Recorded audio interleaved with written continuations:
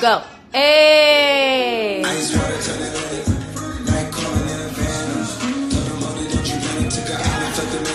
we live? We're live. Alright. The moment you've been waiting for. A lot of hype about this moment right now. It sounds much cooler with the music. Alright, we'll put it back yeah, let me think. Come on. A lot of hype about this. We're going to talk today about post-operative garments, lymphatic massage, because quite honestly, it needs to be spoken about. There's not a lot of good information out there. There's no articles. There's no medical school textbooks that's going to tell you the right thing. It's based on the experience of Dr. Bfixin, one of the masters of the booty. Wait, before we begin, give a quick shout out to zcode.keith. Zcode.keith, thanks for tuning in. We appreciate your fan base. Give Houston, Texas a shout out too. Houston, Texas. Love Texas. Trained in Dallas. And give a shout out Candy World. She's tuning in. Oh, yeah, Candy World. My girl. What's up? All right. Let's begin. Are we ready to begin? So we encourage you to ask questions. I do have like a very informal format, and we're going to just go. So here we are, post-operative care. And again, the reason we're doing this, we have seen people absolutely ruin a great result by not doing the right thing, and we have seen people salvage a okay result by doing the right thing. So now here comes the information. All right. So there's basically three parts to this whole situation. You need a good surgeon. I'm not going to plug me. Oh, fuck, I'm going to plug me. Just kidding. No, but you need to go to someone who knows what they're doing, good experience. And then the patient. There's a lot of factors in a patient that some are beyond our control. If you have stretch marks, if you have thin or loose skin, this is something that, where's my, I'll use this.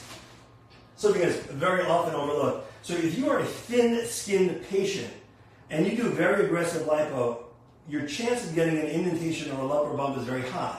It's like if we have a thin skin and we put it right here, and we put this like little bovie on it. Now you can see the outline of the bovie. So a thin-skinned person doesn't hide problems very well. If you had a very thick skin, like if this was a comforter, and we throw this right over it, you wouldn't even see that this is under there. So if you have a very thin-skinned person, this is beyond your control, but it's very important for lymphatic massage. If your thick skin is very forgiving. So some of this stuff is like a balancing act. But the aftercare is what we're going to talk about today. Wearing the right garment, getting lymphatic massages, and yeah, we'll get more to it. Let's get down to business. Next, please. So, although the incisions for liposuction are very small, a little hole here, a little hole here, a little one in the belly button, underneath the skin, literally a battle zone could happen. We're doing a lot of work through a couple small holes. So even though it doesn't look like a lot of surgery may have taken place, under the surface, it certainly has. So anything we can do to increase the blood flow to this area and let it heal, the better. Next slide, please, Stephanie Para. So this is a tummy tuck cut, just to show you the difference of literally what's going on. We didn't do lipo in this area. You can see how it's nice and white and clean. And this area looks very red. You can see the little tunnels where this like cannula went in. When we do this, we're actually damaging a lot of the lymphatic vessels, creating swelling into the tissue. So although liposuction, again, a couple small holes, look what it's doing underneath the skin. This is a serious surgery. Yes, you in the corner with your hand raised. So, Miss Nay _ asks, how often do you have to get a lymphatic massage? Excellent question, Miss Nay _. It's most important to do it in the beginning. We're going to go into it more in depth in just a moment. But most spas sell them in packages of 10 or 12, and I recommend getting a package and going twice a week in the beginning and just sort of using up that whole package. Some people would benefit from longer ones, but at least 10 to 12 to start out. Next slide, please. Here's a quick look up closer. Closer. All right. So the body is essentially a sandwich, right? The skin on the outside, and then fat underneath, and then the muscle and tissue underneath that. So fat is basically acting as the glue that attaches the skin to the muscle. Next slide, please. Wait, 2 questions, actually. About this slide? Miss GP21 asks, do you recommend Cellulite? Cellulite. Not familiar with Cellulite. Okay. I apologize. And how soon can you sit after BBL? Not related to lymphatic massages, but they want to know. Yes. So everyone has their own shtick, their own rules. And from our experience, and I'll actually talk about it in a moment, but 10 days, no sitting at all. That's what I suggest. The reason why, it takes 10 days for the skin to stick. Next slide, please. That'll show you. So again, the fat was the glue between the skin and the tissue. It takes 10 days for this to attach to this. That attachment is very weak. It's not very strong. So for 10 days, we don't want you to sit in your butt because we don't want all the fat to go up your back. We want to let the skin in your back to suck down, to keep the fat where it is. That's why our patients, we put a little piece of foam here as a mechanical barrier to prevent the fat from going up. But anyway, we want the skin to stick. Again, 10 days. So, next slide, please. This is a teddy bear with all the stuffing out of it, right? So, if you wear a garment that's too tight for you and you scrumple all this loose skin in, it will stick like this if it stays like this for 10 days. On the contrary, if you have something, well, I'll show you in a moment. All right, next slide. I get ahead of myself. I'm so excited. Wait, before we go to the next slide, Nels_Janae, actually, no, wrong person. Oh, that's Moni wants you to say, oh, grr. Oh, grr. Say it one more time. Oh, grr. Okay, perfect. Right. And what happened if your incisions are closed and you're never able to get the fluid out of your stomach? Excellent question. Please, 3-4 minutes, we're going to go right into that. Stay tuned, Nicky Nick. Nicky Nick. Good question, Nicky Nick. So this is kind of the whole situation with the garment. First of all, the garments that we generally use are ones with a zipper is on the side, depending on the person. If you are a thin-skinned person where we're really worried, I personally think a zipper on the side is better. The reason why, if you look down on yourself, your body is kind of shaped like this. Like you come in on the sides and come here. So this area sticks out more. So the zipper does no one any good. If you're pushed up against the zipper, you can create damage from the zipper. We've seen it happen. Also, for your BBL especially, you sleep on your stomach. So why would you want to sleep directly on your zipper?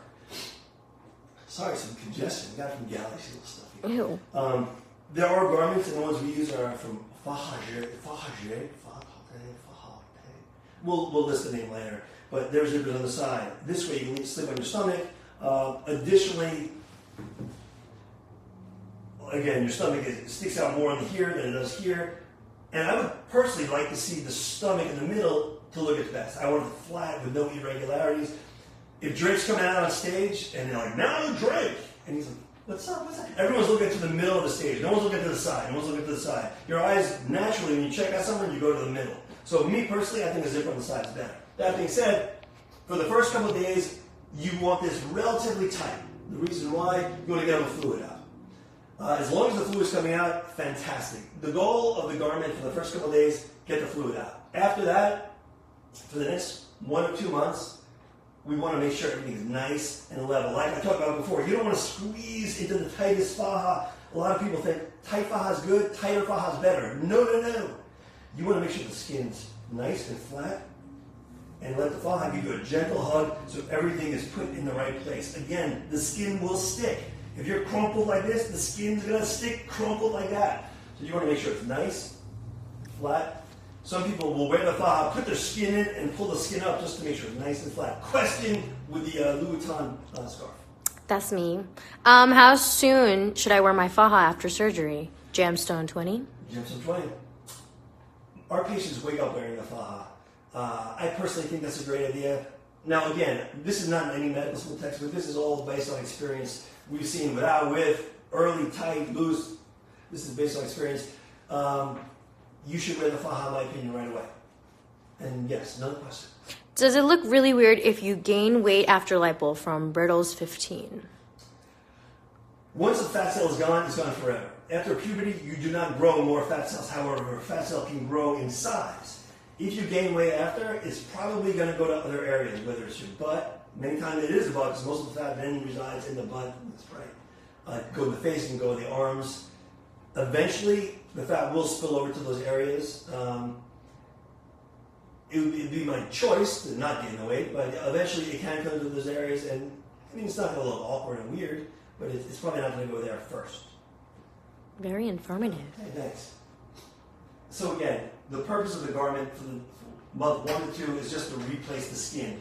Once it has been replaced, and then you can start to squeeze. And the reason we're squeezing is because the lymphatics are not working properly. So it's like squeezing toothpaste out of a toothpaste tube.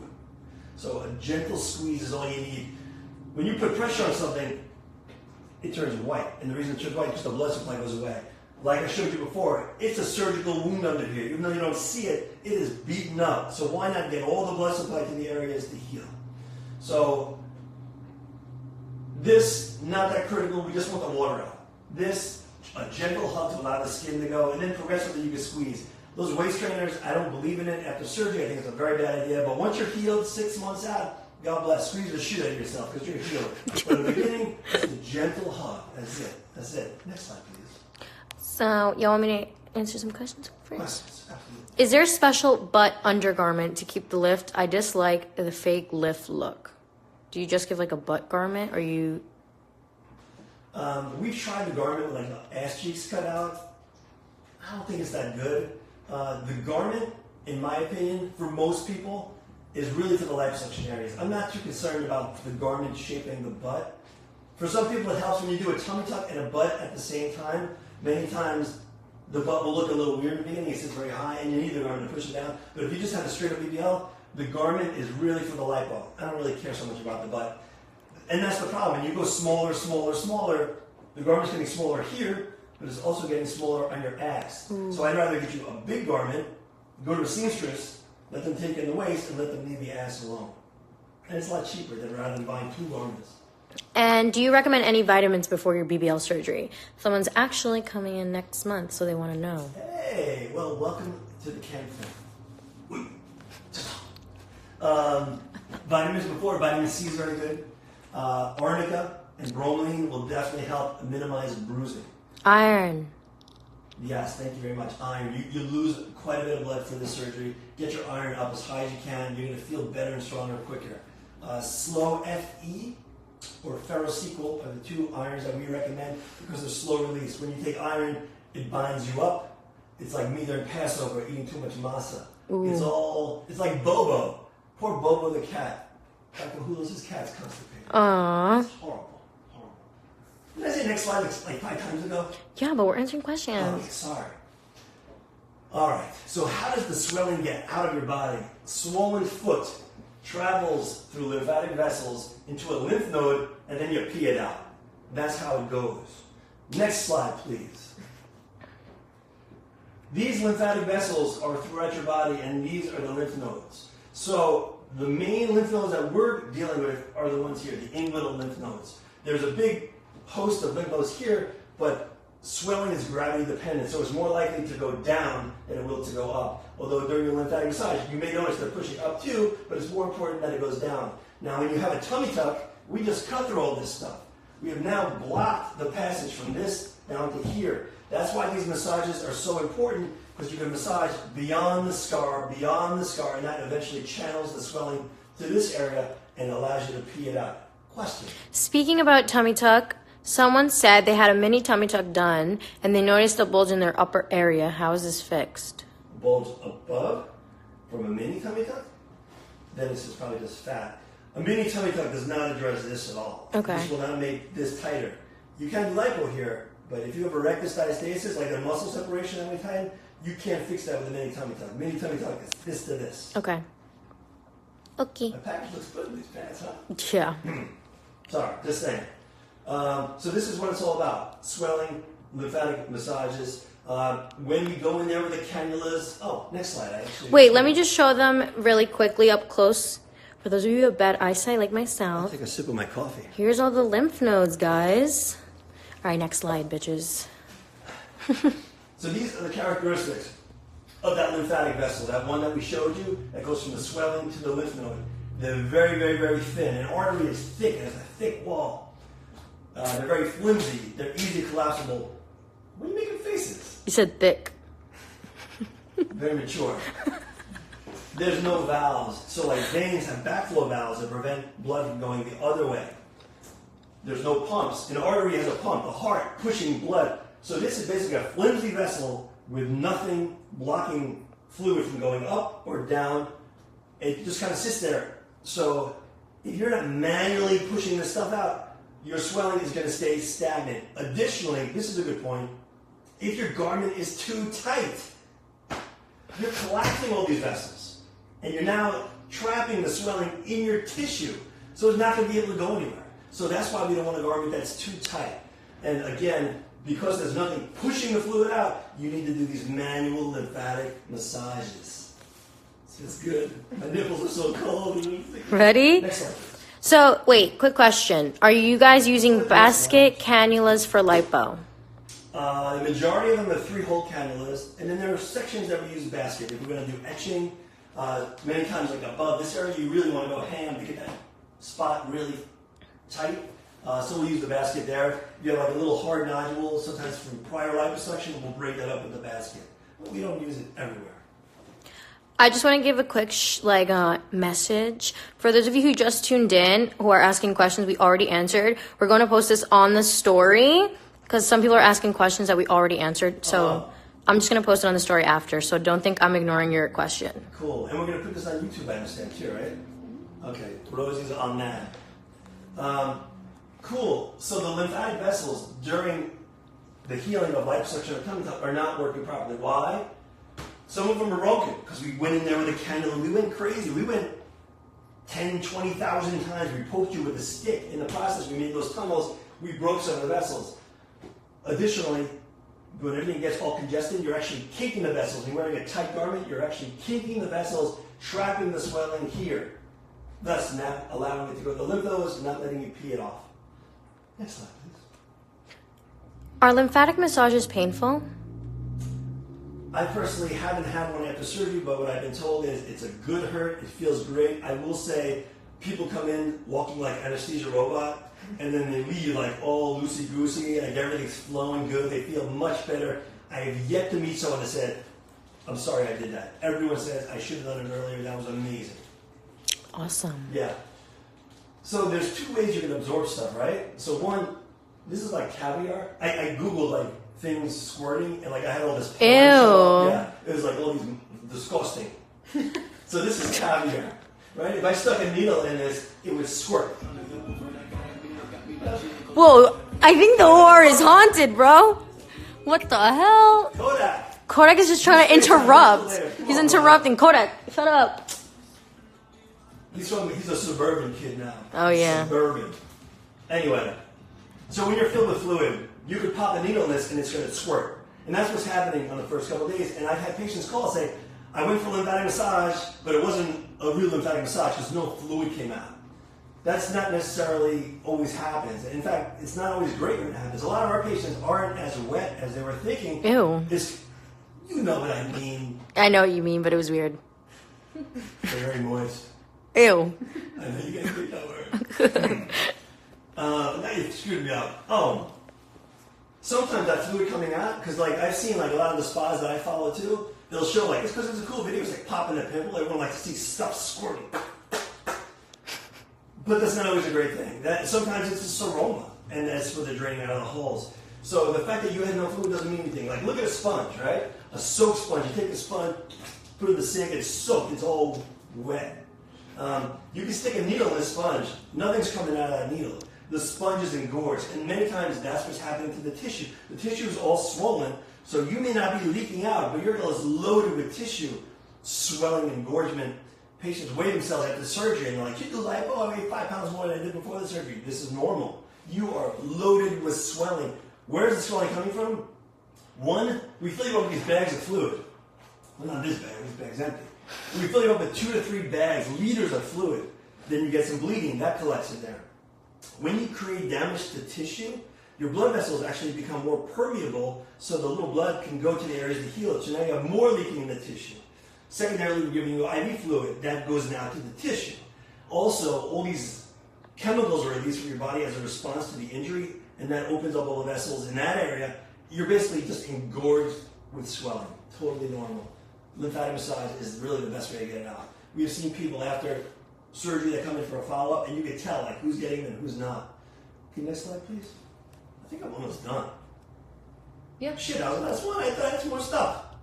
No, I think you said everything. Very informative. You're getting great reviews. Oh, thank you, everyone. But I got more stuff. Oh, can you go back a couple slides to the... Someone actually wants to know, moist like a pound cake? Yeah. Like mac and cheese. Oh, can you go back one? And then... No, the one with the 3 things. That one. You're such a pain in the ass. You fucking go. Next one. Wait, you said the three. Okay. Listen, 1, 2, 3. You can go to. This is very important. I'll get serious because I'm taking a jacket. Yeah, it's getting hot in here. So, Wait, someone wants to know where to get the right fajas, but guess what? We give that to them. our patients get our fajas from us. It's included. Again, and the last slide shows the name of the faja company, Faja. From Colombia. Straight from Colombia. Comes with a little bag of calendula. Yeah. You know this is Yeah, you stereotypical. I can't even say the word. Whatever. So, yes, I actually went to a massage place near my house, and I'm like, can I get a lymphatic massage? Because I want to experience what it was. And they're going like this. These gentle little breathes. That is not a post-surgical lymphatic massage. That is for someone like who had breast cancer and who had like a mastectomy and they took out the lymph nodes. So these people do not have lymph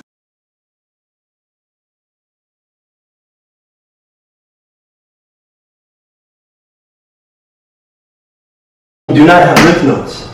They have no functional lymph nodes, so they need this little kind of massage. You guys, our liposuction patients, have lymph nodes. It's a totally different massage. So if you're like calling around your house like, hey, you do lymphatic massage, they'll probably say they do, and it could potentially be wrong. So my last slides are spas that we have worked with from literally, we're very lucky. We have patients from all around the world, from Australia to Japan to Africa to California to Texas. Guam. Guam? Yeah. We have a Guam patient? Yeah, we do. Really? Taiwan? They come from Nigeria? Yes, we've had some Nigeria. Thank you, you in the back. You're so cute, the little holes in your pants. Yes. So, long story short, our patients give us feedback on the spas they went to. I've never visited any of these spas, but I know for a fact every spa that we're about to recommend does a very good job. They know what they're doing. They have a clean facility. They're trained, and we see them with our own eyes. We see our patients on our follow-ups, and you can tell the ones that are going to the good places and the ones that are going to the sketch places. So we'll share the names of the spas that we recommend after. I think I almost don't. I'm having a really good Just time. answer this one question that you actually didn't answer. So Nick said, Yeah. Mike, what about the closed incisions question? My surgeon left mine closed and the massages built up the fluid on my stomach. Now it's a big pile of mess. 4 months post-op. And they said she was botched. But what do you think about that? What do you think happened there? Okay. So it's like a double-edged sword, right? Some people leave the incisions open and they some even leave a drain in there. The advantage is, yes, the fluid gets out. It makes a mess, but it's great. The fluid gets out. The downside is you're left with a pretty ugly scar. So for that reason, we usually put 1 stitch in. So it's kind of like half closed, half open, allows you to drain. At this point, Nikki, whatever Nikki Nick. She may just need ultrasound therapy. I'm not exactly sure the nature of it. You could have a little seroma in there that was never addressed, and then that seroma can get hard. So a small amount of fluid, your body will just absorb it. If it's a large amount, your body will actually encapsulate it and form like a little, depending on the size, from like a little grape to we've seen a watermelon seroma. Hard question to answer. You can't really blame the surgeon. I don't know if it was something that he did, you did, maybe the garment. Some people don't wear garments at all. Not every doctor gives a garment. It's all, again, just by our own experience. And last question before we announce the best spas. Does liposuction destroy the nerve endings as well? Will you feel the same way after BBL, for instance? Yes. So there's different types of nerve injuries. The one that generally is caused by this are like neuropraxias, and that's just like a blunt injury to the nerve. The nerve fibers are very small, and they're like little peripheral branches. They're not major nerves, so they usually grow back. Yes, you will be a little altered sensation, you will be a little numb. Honestly, it's probably a blessing, because some of this stuff hurts. Like a tummy tuck, this shit hurts, but you don't feel it, because we cut through all the nerves. This is numb, skin's numb, you don't feel it. Ooh, Dr. B showing some skin, okay. Did I? I'm sorry. Trying to get some more views. Or less views. Yes, so this is numb, but it does grow back. No one has yet to complain, oh my God, I'm numb, I'm sorry I did this, but there's been some people 97% of the fillings come back. I got a little spot here that's a little numb, but usually the filling does come back. Okay, thank you for that. I don't want it to end. Let's do something else. No, there's actually more questions. Oh, okay. Yeah. So. People watch me, not just my dad. No. Alright, my dad doesn't know how to use Instagram. Jesse K0812 says, do you recommend lipo in addition to brachioplasty? My surgeon did a terrible job and my arms are huge. So, again, that first slide with patient, remember these three circles? Some of it is the patient, him or herself. It's hard to predict sometimes how well the skin will suck back. That being said, the arms do the best. If there's one spot in your body that's going to suck back good, it's the arms. So many times, just because you do liposuction here, the weight of it is now gone, so the arms will suck up. If you are wrong and you still have like bingo arms on the loose skin, yeah, it's a cut that goes here. When your arm is down, you don't see it, but it is a cut. That's the short way to get rid of the loose skin. But yeah, I don't know about your particular case. The arms, I love to leave open. I never close those holes. We've actually tried patients with holes closed on one side, holes open on the other side. The ones with the holes that are open, the skin sucks back so much better. So the arms, we always leave open, even though they're very juicy and leaky. This is a little off topic, but someone mentioned their weight on here. They wrote their weight and can you operate on them? So what is the BMI that you can operate on? Everyone has their own rule. Ours is a BMI of 32. And it's really for your own safety. We're not prejudiced against chubby people or something. Those damn chubby people. No, we love everyone. Grande corazon. It's just that there are studies showing that there's less complications from anesthesia, less complications of surgery. And believe it or not, we used to operate on heavier people, and they're honestly not as happy with the result as those with a BMI of 32 or less. So it's for your own safety. It's not as being mean. The only exception that we have made, massive weight loss patients, a lot of the time they carry around this skin that has a lot of weight to it, and it gives you a falsely elevated BMI. Aside from that, BMI 32 is our cutoff. So Shirley _in_the_bay says those arms though with hard eyes. So you want to flex your arms for 2 seconds? Really? I'm a little bit out of season. I'm usually doing a little bit better. I would have done some push-ups if I knew it was going to be a point, but what's Shirley? Yeah, Shelly in the Bay. Shirley in the Bay. No, Shirley in the Bay. Shirley in the Bay.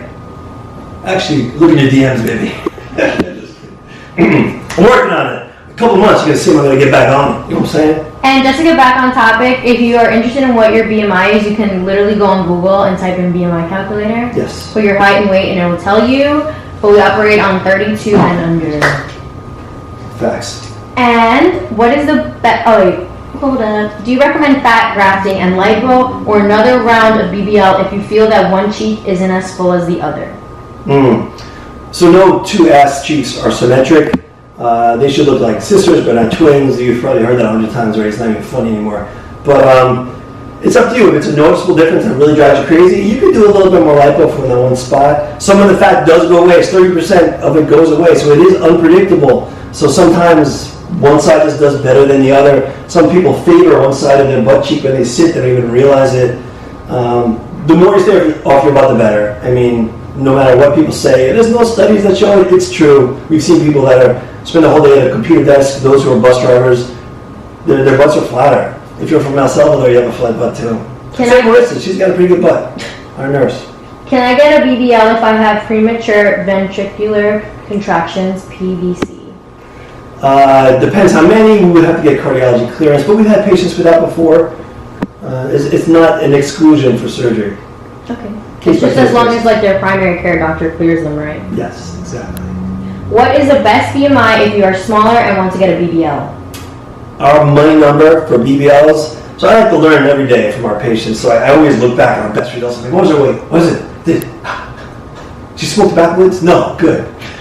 The best BMI for a BBL to have a nice butt and look natural and your skin retract is probably 24.5 to 28. Somewhere in there is gold. Those people, we have enough volume for the butt. They're not that big to ask your skin to suck back too much. That is money.